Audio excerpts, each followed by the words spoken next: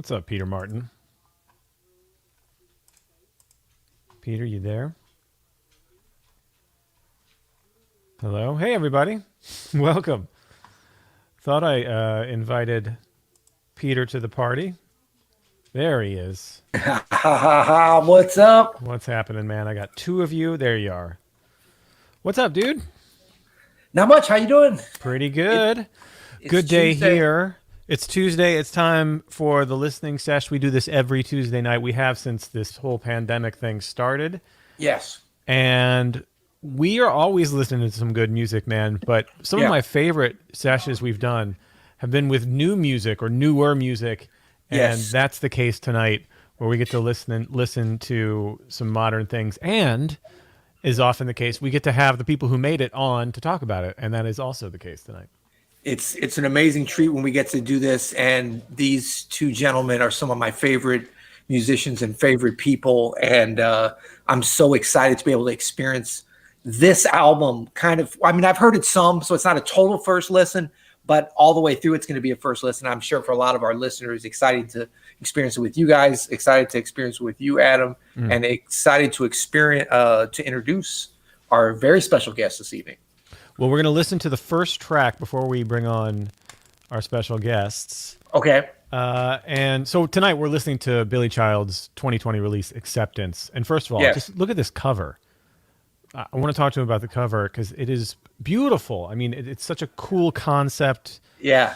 But I mean, the concept itself is cool, but the execution of it, it just is very striking, very memorable.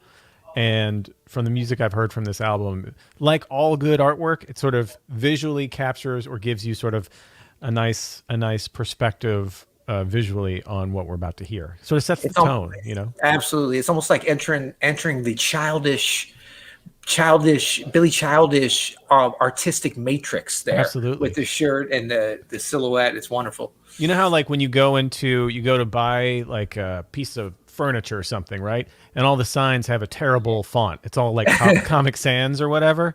Yeah. And you're like, this is not going to be good furniture. This is going to be terrible. With an album cover strikes you, you're like, oh, like this person cares about how things are perceived and go down. So can't wait to hear it. Absolutely. Let's do it. Jump in. Let's do it. So first track is Dory, and then we're going to bring on our special guests, Billy and Steve. Here we go. Let's start from the beginning here. Here we go. Yeah.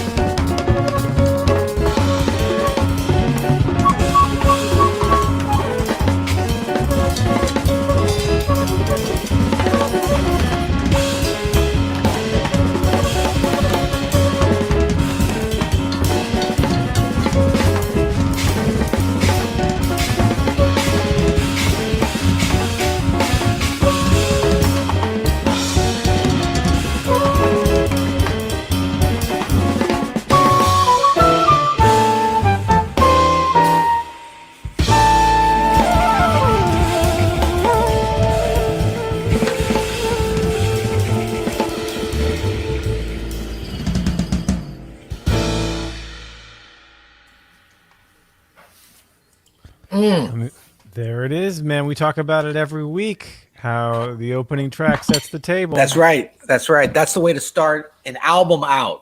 Draw the listener in with some badass. You know what we rarely say though about an opening track? That was a What? killing flute solo. I know. That's true. That's Yeah, we don't say that. That's been a rare opening track with a killing flute solo. That's Elena Penderhughes on the flute. Yeah. What a great band, and led by and kicked off by an amazing piano solo by the man himself. Shall we welcome our special guest? Let's do it. Our first special guest of the evening, ladies and gentlemen. Please welcome the great Billy Childs to the sesh. Hey, Billy. Oh, hey, how you doing? I just got a note saying the host has unmuted my mic. So, yeah, Peter. Wow, it's great to see you, man. Good to see you, Billy. Someone just had put a funny comment. You're doing your best Stanley Tucci imitation. I know. I guess he's got the CNN thing traveling around Italy, so he's back in everyone's consciousness. So it's a good time to be looking like Stanley Tucci, maybe.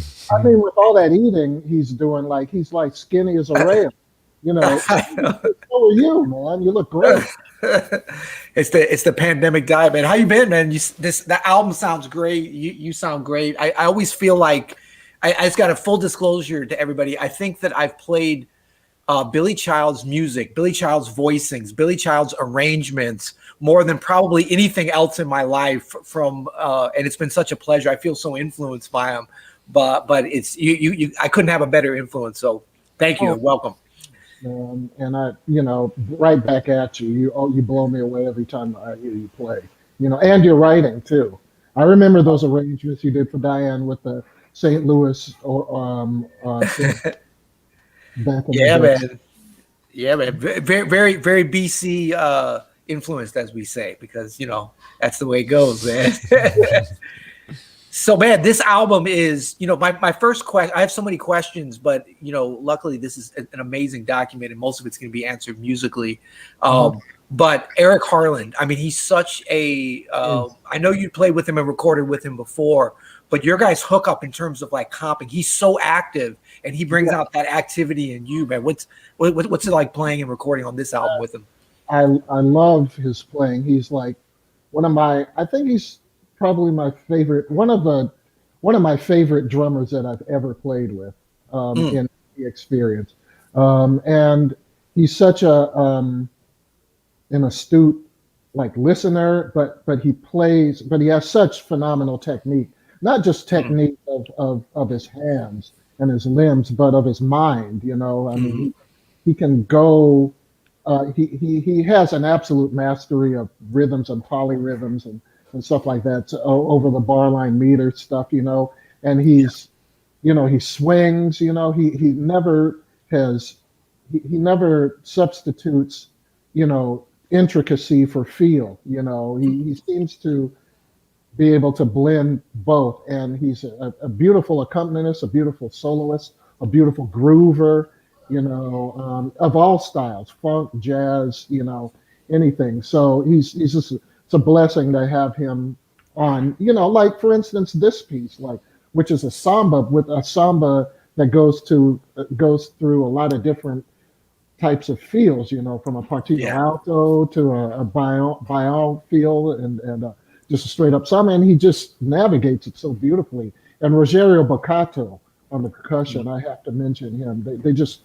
They're the engine that make this tune happen. Yeah, who's playing bass on this record, Billy? That's Hans Glavishnig, who's incredible. I think he manages his time between the U.S. and Germany. I think he's in Frankfurt with Frankfurt Big Band there, but he also does stuff. Well, did stuff when we were doing stuff here in the U.S. And he's an incredible musician too. He's on my last two albums. Was that Rogerio on the background vocals there, or? Oh yeah. So what happened on that is that goes back to my childhood and listening to Brazil '66, Sergio Brazil '66, and and The I big wanted. unison. You got to throw the big unison chorus in there. Yeah.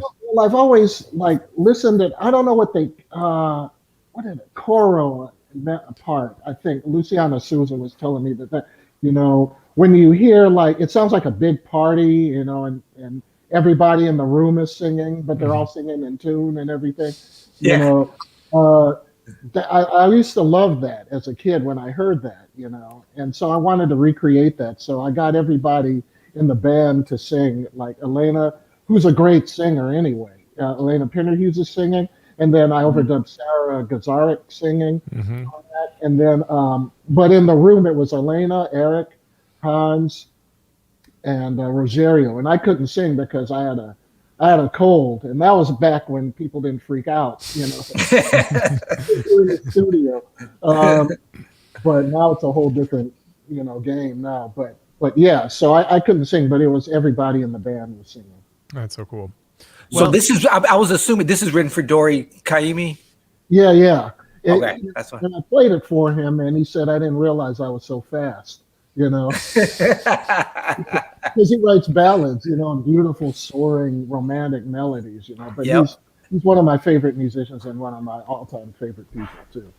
Oh yeah. Well, it's great, man. I mean it's a great homage to him, and to just put it out there as Dory. I love that. And to start the record out here is just, Adam and I have been having so much fun in these sessions because sort of taking the time to listen to complete albums, which I don't know, we haven't been doing as much as I'd like to, except now we do it every Tuesday. But when you have a great record, like to think about where an artist like you starts the album, I don't know, it's just so important, these different places. Did you I have love, that picked out from the beginning, or was that something as you were mixing it you kind of put it together? well, first of all, I have to say I love that you explore an entire album or as much of an album as you can, because I mean, with all the playlists on iTunes and playlists that you hear on Yeah. that, you lose the continuity of a singular concept, Right. a singular musical offering. So it's great.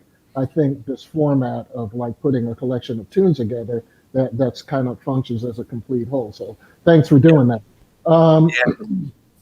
we I just of all the songs we recorded, I knew that this one, I always like, from playing with Freddie Hubbard, actually, because Freddie would always do this. He would always start out the set, just blazing, Yeah. Yeah. and end blazing. And, And then blazing in between too, probably. no, actually, yeah, it was everything was blazed, but it was, I always, I guess I inherited that ethos, just to start out, kind of on a high note to get people, drawn in, Yep. let's listen to the next track, which is the title track, Acceptance. And who did do this artwork, Billy? Who did the cover art? Oh, it's a really great guy that he's a freelance, and Mac Avenue hires him. Oh, man. Raj Nayak. Yeah. And he's like a photographer, but also like a painter, like a visual artist. Yeah. And he had this. I don't. Yeah, he just showed me and my manager samples of this of his ideas, and we're like, yeah, that's great. I mean, that was the first thing he showed us, and it's just really great. I mean, how it seems like a painting at the bottom, but then it kind of morphs into a photograph of me. Yeah. So what you're saying, Billy, is after he sent it to you, you sent him back a message, acceptance. Exactly. Accepted. Yeah. Accepted. Yeah. So let's check out Acceptance, and then we will bring on our second special guest after this track. I love that how we won't bring on Steve until he plays something. He doesn't speak until he plays first. That's great. Here's the title track from Billy Child's 2020 release, Acceptance. This is Acceptance.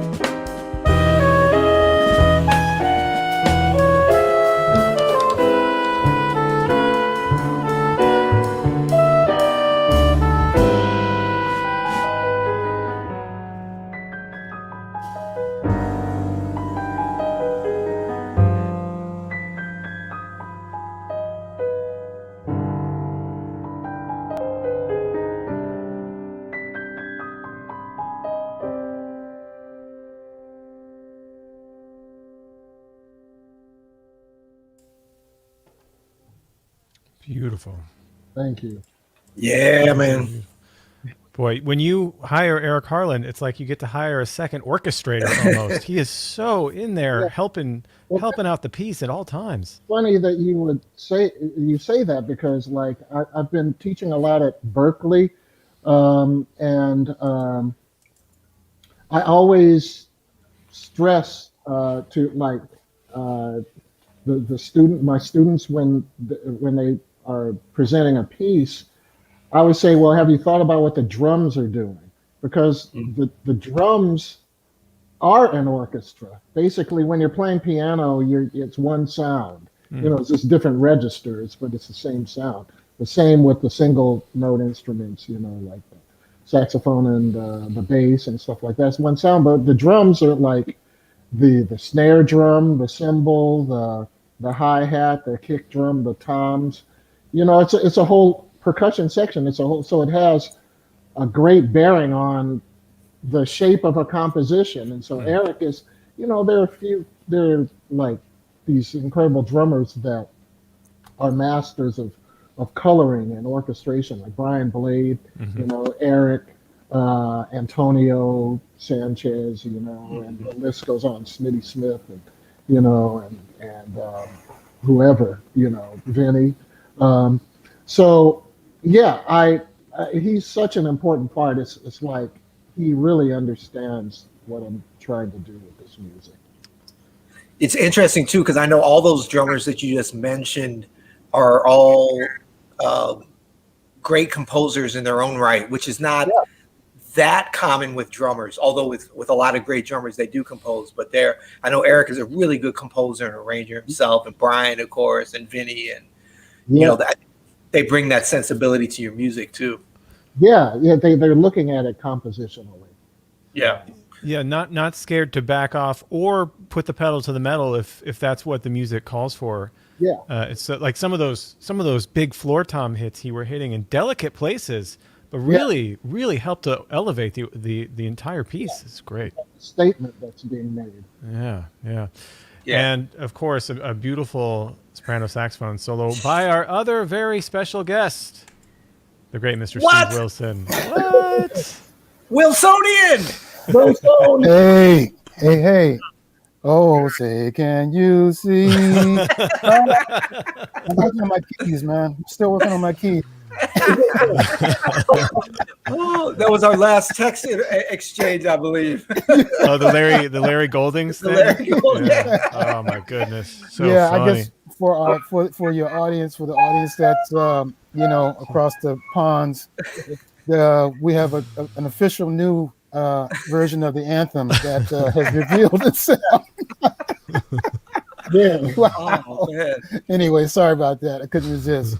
But man, good to see everybody. Thanks for having me, man. This is beautiful. And I was listening to both tunes, and as I had been listening to the recording off and on, and man,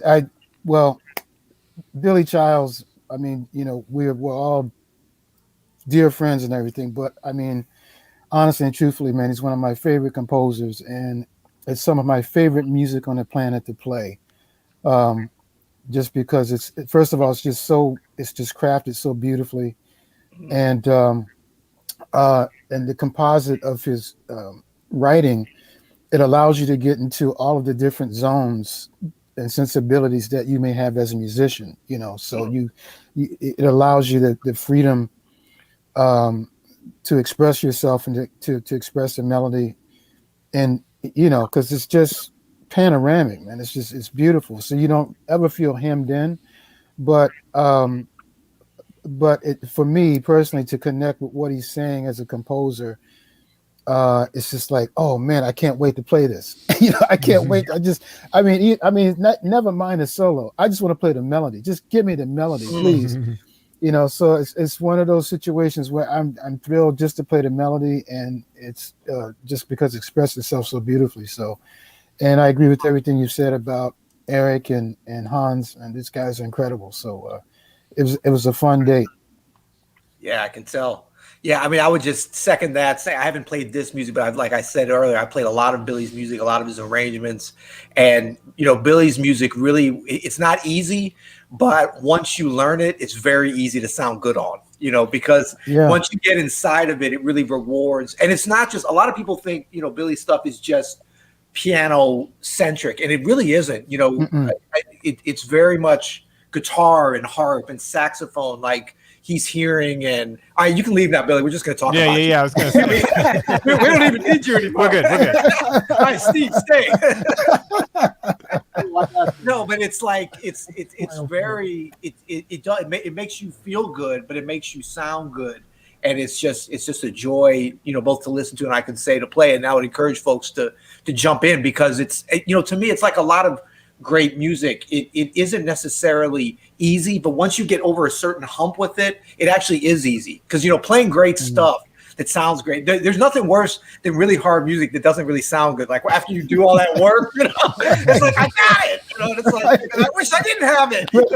Right, that's right. Well, I think to Steve's point though, when you know that it's going to sound good at the end, you can't wait to dig into the melody. Like you can't wait to get in there and see what happens. So thank you guys for saying all this. I mean, the way Steve interprets the melodies, though, I mean, it's really it's a special. He has a special relationship with this music, and he has a really broad understanding of I mean, he's a great composer too, and he knows how to shape the melodies and how to work it. The sound also is a beautiful sound. I mean, that's so much of a part of it, like just the sheer sound, the tone that he gets out of the saxophone, how it blends in with the rest of the group. I mean, enough isn't said about that,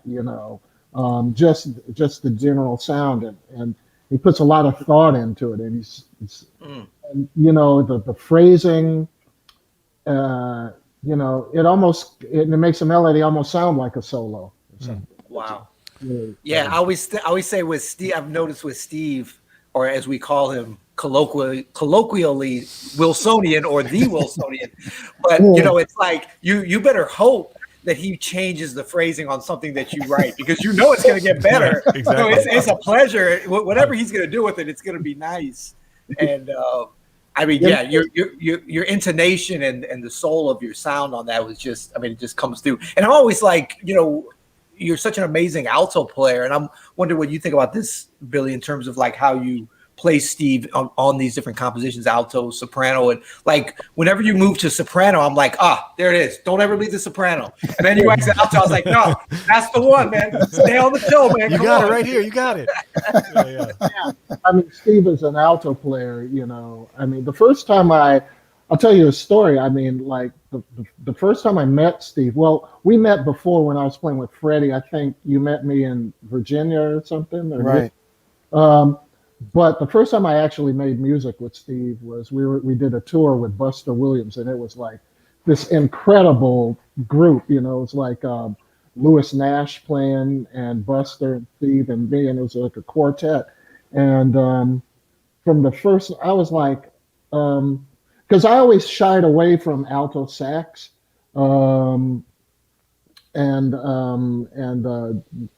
liked tenor sax, and then and soprano sax I always loved.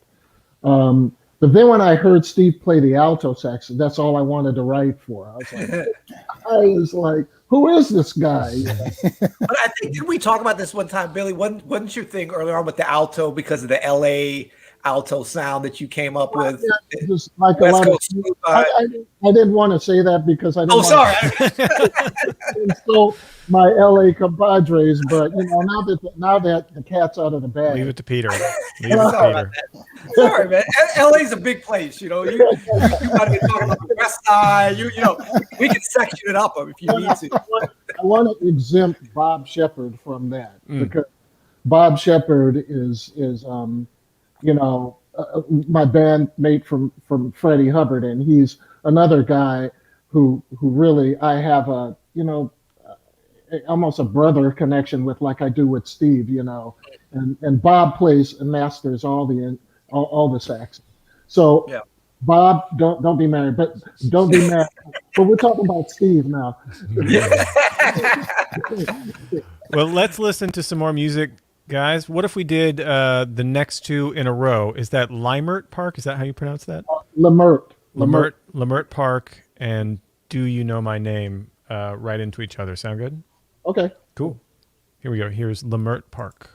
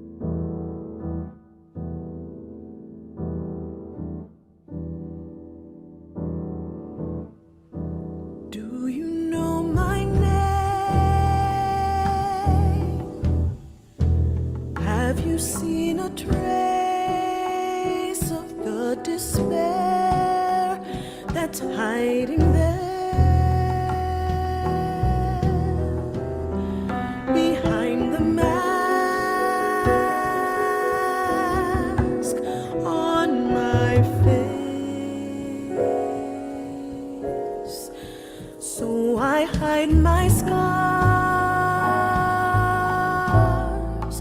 where you cannot see. But do you see a trace of the girl I used to be?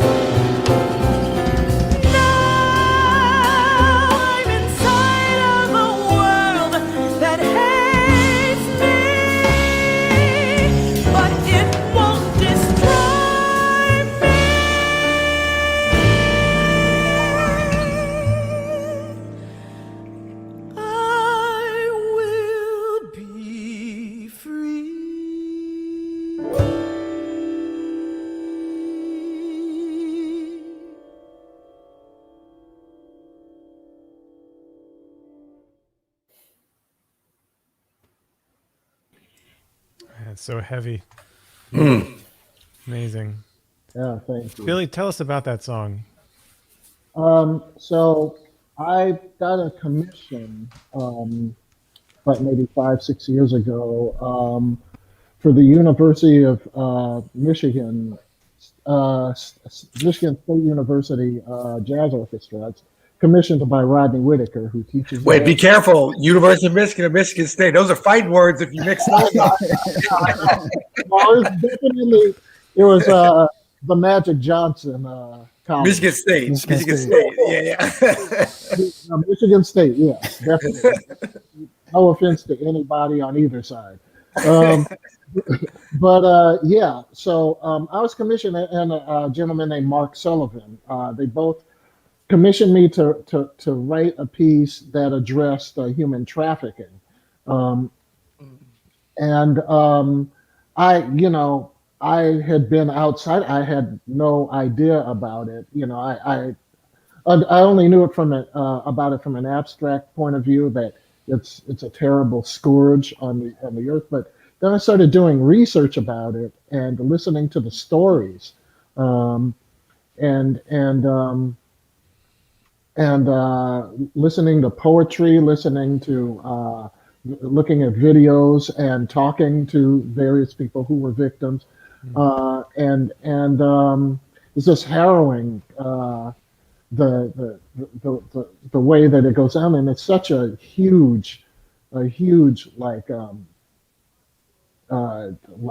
business, and worth hundreds of billions of dollars, and it's, there's the sex trade, there's the child labor issue, there's various factions of it, and what I ended up doing was collecting or listening to these stories and kind of inventing in my mind a composite of these stories of a victim who was like maybe abducted against her will when she was very young by someone masquerading as like maybe her boyfriend or something. And then next thing you know, she's trapped and on a ship to America, and then walking on the streets while being watched constantly, and kind of like the idea is that this person may, to the outward appearance of this person to the outside observer, may look like normal, like nothing's going on, nothing's wrong, but inside they're trapped and they're threatened and they're constantly in bondage. Which is a case with a lot of these stories that I heard. And so I created like kind of a fictional character based off of these stories, and wrote the lyrics from that point of view, And Alicio Latuja was the original singer on the original commission, which was for like a big band, basically, But then I took the song part of it, because there's a whole lot of other composition that is part of this piece, and I took the song part and arranged it for this small group.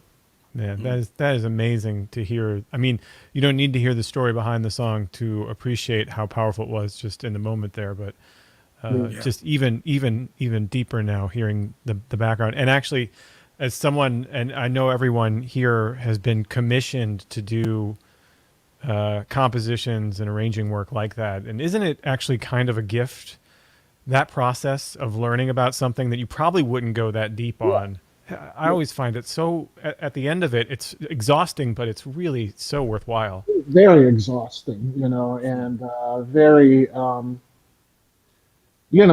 like depressing in a sense, to make, when we did the concert, there were people there who had been victimized, who were really touched by the piece, when we premiered it at Michigan State University. And I have to just say a special mention about Steve's solo on this. Yes. It's like so beautifully shaped and so dramatic. It's like a dramatic high point. I think it's the dramatic high point of the album, really. Oh man. And it's just, I mean, what were you? Can I ask you? What were you thinking? I mean, were you just you just let the music kind of dictate to you where you should go? Yeah, well, really, I mean, it's just about the piece and trying to hear it lyrically where you were coming from, and but also for me in that moment being informed by the orchestration of the band of the group because think about it. I mean, this is a trio, but it sounds so much bigger than that. It's to me, Yeah. it sounds like a symphony. It's epic, and it's got an epic quality to it too. Exactly. And so and that's and having worked with Billy for many years and knowing his music, I've gotten to understand that and much better, and to get a sense of how to shape. I mean, it's helped me as a musician to understand how to shape my phrasing and to try to respect the piece. I always try to respect the composer, the composer's intention, and but but I also have to say, well, I know Billy, I don't want to step on you, but first of all, Billy's solo, that's like, Yeah. I mean, that just sets it right there. Yeah. And then Alicia, man, oh my God, Yeah, what a voice! What a voice! man, pound for pound, she is one of the greatest vocalists on the planet, man. I mean, just Yeah. unbelievable, you know. Go in any direction too. This is like kind of a quasi operatic, Yeah, type of vibe that she put on it. But she can sing, like R&B. She can sing No. straight up jazz, standards. I was going to And say though, she this felt like theater though. This felt like a heavy moment in a Yeah. play. Mm-hmm. I was thinking on Steve's solo too. What was so great, and I don't know if you placed it on purpose like this, Billy, but it was like the intensity and what you mentioned, like about the placement of it being kind of a most intense place and being right in the middle of the album. That's brilliant placement. But like Steve Wilson is the perfect. He's like, if you have a fire and you're looking around, like the one fireman that's like, go in there no matter what. Steve will come in at like the hardest, and be like, no problem, I got it. Well, where the solo happens, the music had already built up quite a bit by that that's what I point, mean. and so it just pushed it over the top. Yeah, I'm gonna remember that about the fire though. But compliments too, Billy, on where you put this after Lamert Park. There, I think that's a very confident placement of this in the album, and we nerd out about the track listing as we listen to these whole albums because it's people probably don't think about it when they're listening to it, but it's the stuff that keeps us up at night when we're making this album. Where do I put Do You Know My Name? Yeah, definitely. Well, one thing I wanted to say about the song Building Up, I mean, that was a little bit by design also, because I wanted the piano solo to start, from a contemplative place. And then, I like to take solo sections and make them, vehicles where the soloist can express himself, but also I like it to have a compositional aspect to it, like it gets you from point A to point B. And so I wanted, the piano solo to build in intensity so that the saxophone solo could come in at an intense place. And then and the very end of the sax solo, the tempo actually speeds up.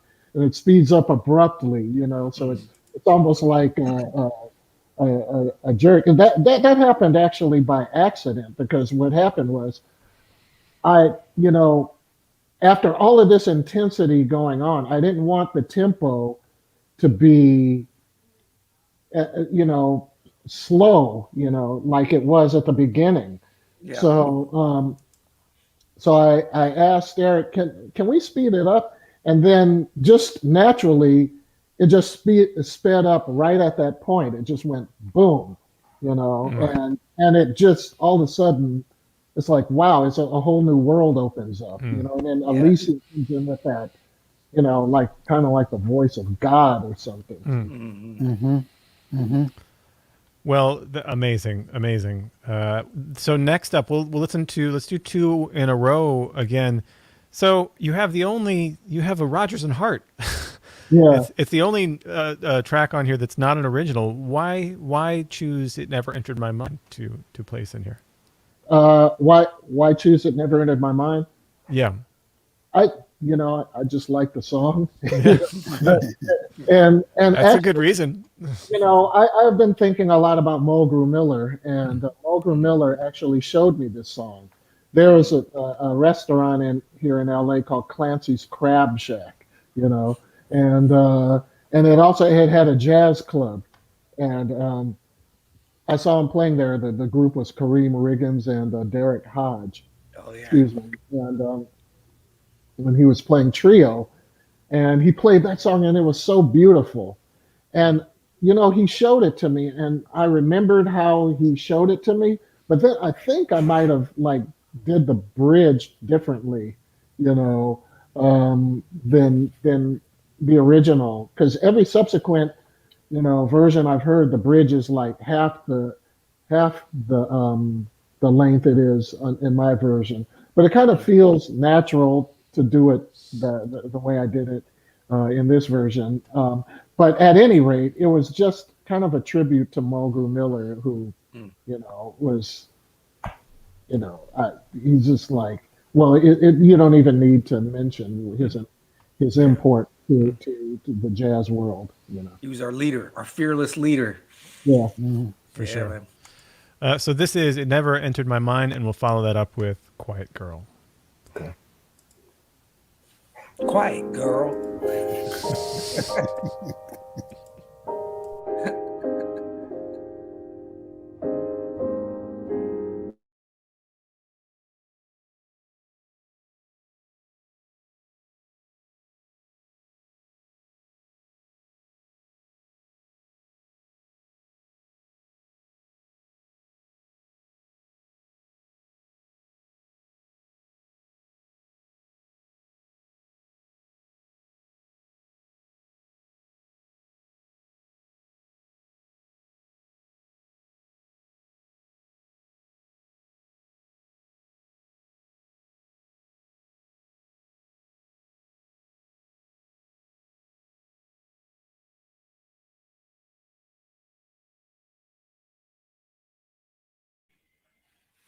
All right, we're gonna start that one.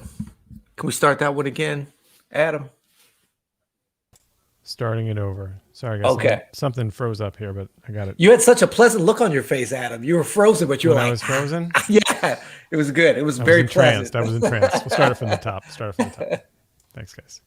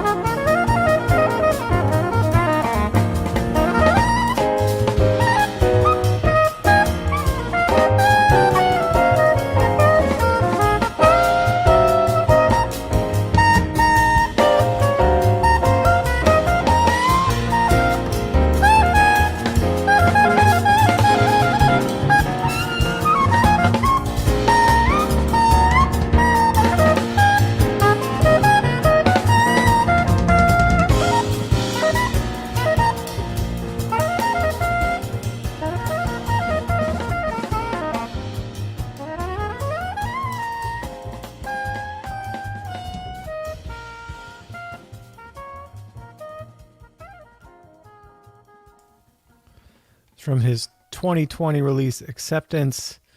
It's Billy Child's Quiet Girl, Yes. featuring the great Steve Wilson tearing it up there the whole time. Love that end. And oh man, That ending and cut is my favorite part of the song. so good. And Billy, I was commenting here in the chat. I think one of the things I love most about your music, there's several, but there's, and I'm going to sound like an old man here, but there's a lot of harmony for harmony's sake in a lot of music right now. There's a lot of chords for chord's sake. And and it's not that you don't have that muscle that you can flex, but it's always supporting the melody. It's always like you're such a melodic composer, even though you have this incredible palette of harmonic insights to give. It all serves the melody, and it's just I can't tell everybody how appreciated that is. It's really, it's beautiful to hear, man. It really is. Thank you. I mean, that's what I go for. You know, I always think that the music that invites the listener in is a lot of times melodically based. You know, people don't walk out of a concert going, "Man, I really love that Imitation at the Fifth," and I dug that. They go out saying, you know, "Man, I like the song that went da da da da da," or whatever. You know, and so. Yeah, I think the harmony should be in service of the melody, but that's, you know, kind of my own personal take on it. So I'm glad that comes across. It really does, and I think it's what sets your writing apart from a lot of imitators. Well, and put it that way. yeah, and you can. I mean, that's why so many great, top level vocalists love singing Billy's music, because they're going to be love supported. singing his arrangement, exactly, because Yeah. he's thinking lyrically and melodically. Totally. And you know, the vocalists are always a step ahead of us with that, you know. They are, yeah. Because they don't understand harmony. No, I'm just kidding. No, because it's hard to sing. It's hard to sing Right, stuff right. that's not supported well. You know, That's right. It's a No, drag. but it is. I mean, like they just have a better, in general, a great singer compared to a great pianist or a great drummer or whatever. It's going to have that innate sense of melodic flair. I would say Steve Wilson for sure. I mean, 100%. Steve plays like a great vocalist in terms of melodic interpretation. But then there's that. He is a great singer on the saxophone. True. Right. He's a great singer too. He just doesn't do it a lot. I heard him do it. I never heard that. You know, When we were hanging in South Carolina and had a couple bottles of wine, you were singing some. That was fun. Man. right? Let's go. Let's go. Oh no. There's a I wanted great. Go ahead, Pete. No, I was just asking about the placement of "It Never Entered My Mind." I think, and again, I don't know if this is something I'd love to hear if you plan this or not, but coming as structurally in the album after, you know, your commission piece, after such a deep, kind of maybe the emotional apex of this record. Yeah. Did you kind of plan that there? Because it works so well, like listening in a row there. I like contrast. I like peaks and valleys and stuff like that, you know, and I try to do that, but things that kind of make sense. It's interesting about let me see. Do you know my name following Lamert Park? Because on Lamert Park, Steve just played the melody and I soloed, and on Do You Know My Name, Steve just played a solo, and I don't know why it worked out like that, but it was kind of different, you know, uses. But I like things that I like contrasts, but contrasts that kind of make sense, you know, and I can't explain, you know, exactly why one song follows another. It just feels like it should, you know. One song feels like it should begin it, another one feels like it should end the entire thing. Like I think it was good to end the entire album on an improvisation, you know, improv. And after hearing so much structure throughout the entire album, you know, it was good to you know, have it be a little bit free form. So, you know, it's just like a choice. You know about that. You know. No, but it's great, man. This is such a well balanced. I mean, all of your albums that I've heard. I mean, I remember back to the Wyndham Hill days. What? Mm. You know, Yeah. it's like, you know, back in the day, like you've always had that sense of balance. And I think that you know when great artists know how to put out a balanced record, I'm always interested to hear where it comes from, and I'm always amazed at how it's sort of a natural process. Usually, it's not like a science project where you feel like I have to put this into here. You know. Yeah, it is actually like Quiet Girl, for instance, and the song we're going to hear after Quiet Girl are both products of the Wyndham Hill albums way back in the day, you know. And that was, you know, it's like, it's kind of a drag for me that those albums are kind of out of print, you know. Mm. And I made a point to include some of that material because otherwise people wouldn't you would just kind of like fade out of existence until I passed away, and then you know the record labels would say, okay, now we can put this out. You Now know? I don't pay them anything. Exactly. That's right. Well, let's check out Twilight is Upon Us. Before we do, I just Sure. want to give a shout out to one of our departed really great you know musicians, Yes, Ralph Peterson, you know, who left absolutely. early and had a very long battle with cancer, and finally you know lost the battle, but he was you know just an amazing guy. I'll miss him. So yeah, thank you for saying that. And we're gonna all miss Ralph. Was a force and amazing musician, teacher, and just you know always brought the energy to, you know to the room and to everybody, and the high standard, the high level. Come on, let's you know. Yeah, I miss him a lot. yeah, Indeed. yeah.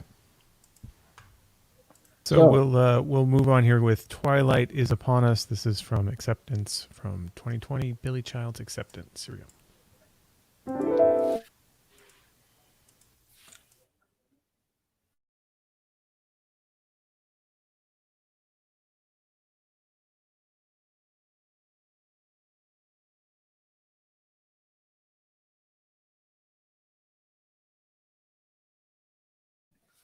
Hold on, just a second here. I'm I'm gonna sing the part until Adam comes. I'm gonna sing if you don't play it correctly, Adam. Come on, man. What's going on? I'm gonna play that voicing. It was muted.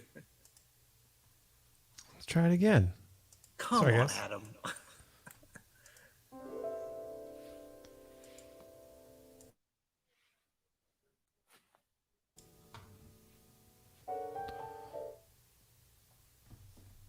Oh, is Mac Avenue on to us? Are they trying to shut us down? Is that what's happening? Hold on. It's been known to happen.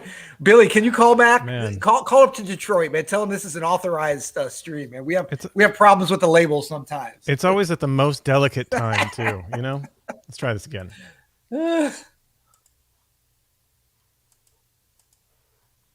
Can you hear this? This is only our 47th sesh. Don't worry.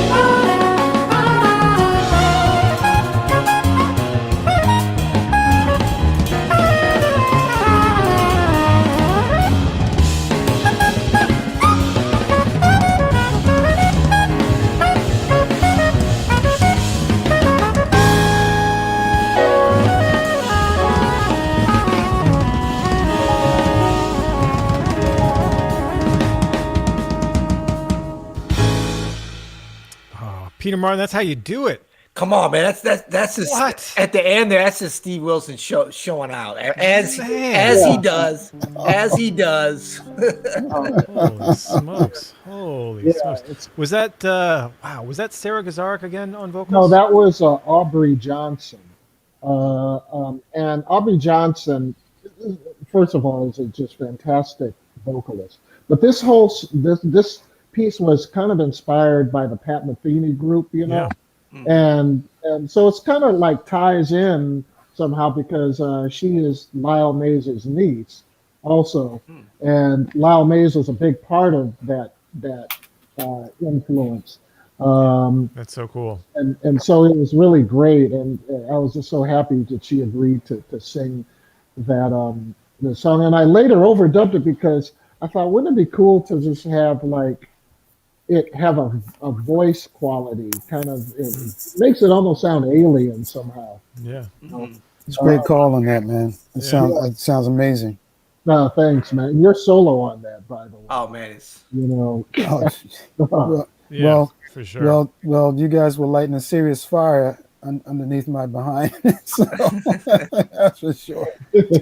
Brian, but the fireman was fine to keep playing solo on top of it, though. Notice. Brian Fielding and I spent we met Aubrey a couple years ago. We're in Reno at Jen or something. Brian's listening in tonight, so yeah, she's fantastic, and we've been a fan of hers ever since. Just kind of running into her, so that's very cool that she's on this. You know, I was thinking too, Billy, and we have some fans of yours from the wonderful masterclass you've done for us at Open Studio, and I would just point out that you know what you mentioned earlier about being really melody driven. I'm realizing that you know, especially on a composition like this, and the way you have it fleshed out and arranged, and the way Harlan is orchestrating it allowed like that super strong, beautiful melodic content allows for this crazy rhythmic architecture to shift underneath, and the harmony, like the melody holds it all together, and it gives you so much license to go crazy. It's super thrilling. Oh, thank you. Oh, man. Yeah, I mean, I thought it would be cool to, like, by contrast, have a kind of a elongated melody on the top, and then have like you said, a lot of activity on the bottom. You know, so I mean, I had like this like kind of bass line that just kind of moves in a stepwise fashion and on upbeats and stuff like that, and this arpeggio in the right hand of the piano. It kind of like it's the engine. That song going. So yeah, I'm glad it worked out. And Steve, you can tell you're digging in on all of those melodies that are happening. Every time you pop in and you pick your spots, I can hear things that have kind of been developing just be released in those. Man, it's just so beautiful to hear. I can tell you were digging this session big time. Well, absolutely. And you know, I guess I've been playing this piece with Billy for a few years now. Yeah. And I mean, it was difficult to learn because, just trying to hear the rhythm, what's happening in the rhythm underneath the melody. But it's kind of, become, finally, it's like, as our another dearly departed friend, Jeff Clayton, used to say to me, he says, man, it'll take a minute for it to sink into granite. So finally it did. Yeah.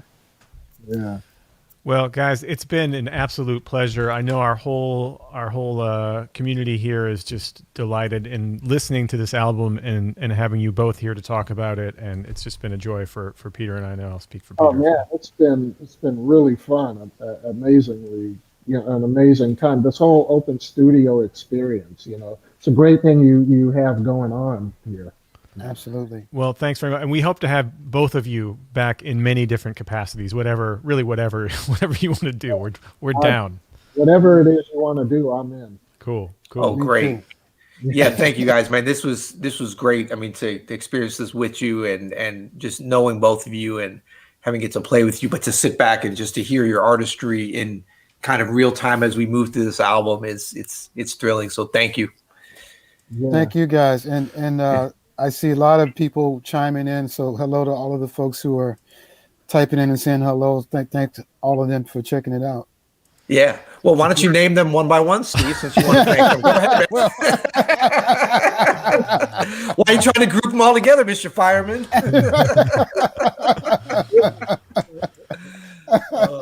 Not even I have those kind of chops. So we'll go out here with the final track. We got through the whole thing tonight, which is awesome. This is Oceana. And Billy, you said this was just an improvisation in the studio. What studio did you record this in, by the way, before we made it through this whole time without talking about that? Oh yeah, I would be also remiss if I didn't mention Rich Bream, who's the Rich Bream. It sounds Big shout out so to good, Rich. man. This whole album, Yeah. the piano sounds amazing. It really Yeah, does. Rich Bream. I don't even step into the studio without Rich. You know, he's just like he's Smitty Smith. Smitty! Smith. Oh man. We got percussion royalty in the house. What's up, Smitty? Thanks for being here. Wow. Yeah. Thanks. Honored that you're listening. You know, Smitty Yeah, has played on with the groups that I've recorded with it, and he played on Into the Light. His performance on that, it's so, you know, spectacular. Yeah. He made that album, he made that composition come to life. So thanks, Smitty. You know, Yeah, man. and hope to play soon. But we did Oceana. It was just we recorded at Sears Sound in New York. Yeah. And Rich Breen was the engineer, and he recorded, mixed, and mastered it. And you know, it's a beautiful. Yamaha provided a beautiful piano.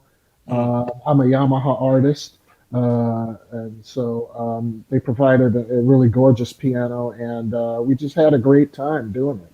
You know, and this is like kind of a group improvisation. After all of the structure, you know, I just wanted to do something.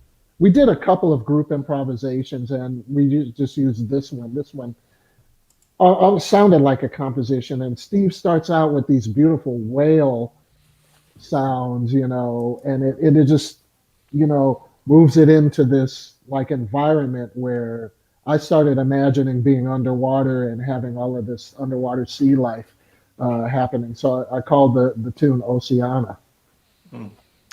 Awesome. Well, this is the final track for from Billy's 2020 release, Acceptance. Thank you. Everybody go out and pick this album up. This is a good one to have physical copy. I'm just saying. Hey, Is it on LP, Billy? Do you know? No, it isn't. I wish Okay. it would, but it isn't. Sorry to all the millennials out there. Yeah, But yeah. pick up the CD. You know what I'm Yeah, saying? go get your Don't do it. CD. Yeah. And Don't thank stream it like a punk. No, that's actually what we're doing right now. Thank you, everybody, for listening. We'll be back next Tuesday. We're here every Tuesday, and Right, I don't think. right. Do we know what we're doing next Tuesday, Pete? We I don't know. think We don't yet. know what's happening, man. You can go to it's gonna be a big letdown after tonight. But join us anyway. Why not? Go to openstudiojazz.com/live to check out everything we're doing throughout the week, including the Sesh next week. Thanks, everybody. Have a great Big rest hand of to your Billy evening. Childs and Steve Wilson. That's right. That's Thanks, right. guys. Eric Give it up. Harlan, those Thanks, everybody. guys. Yeah, man. Peace. CL. Stay safe. You too.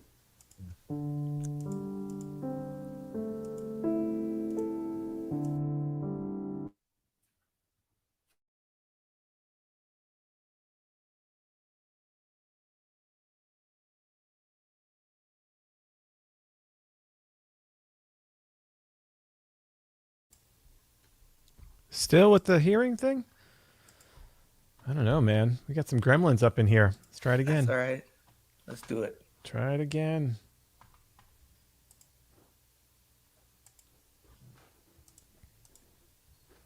One more time. Good, 'cause I'm gonna start singing soon. Here we go.